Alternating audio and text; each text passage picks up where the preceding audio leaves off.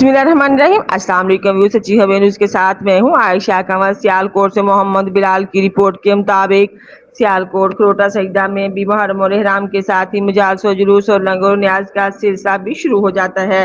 शहरी अपने नवाज़ रसूल सल्लल्लाहु अलैहि वसल्लम से मोहब्बत का इजहार करते हैं और इसी तरह पूरे इलाके को सिक्योरिटी खदशात भी लाहक होते हैं। जिस तरह SHO थाना कोटली लोहारा खुरम शहजाद ने पूरे इलाके में दिन रात की मजालस में अपनी निगरानी में इंतहाई सख्त सिक्योरिटी फराहम की है। इसी तरह हर इलाके में अगर सिक्योरिटी दी जाए तो मैं नहीं समझता किसी इलाके में भी कोई नाखुशगवार वाक़या पेश आए।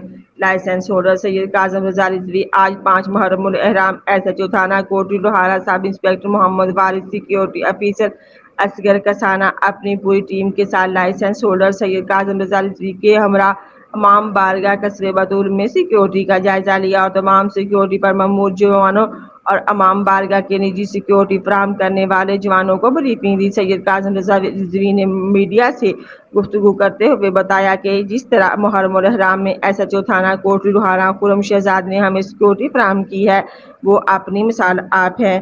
हम सिक्योरिटी के हवाले से मुतमईन हैं और पूरे इलाके को बेहतरीन सिक्योरिटी फराहम करने पर हम SHO थाना कोटली लोहारा खुरम शहजाद को सलाम पेश करते हैं।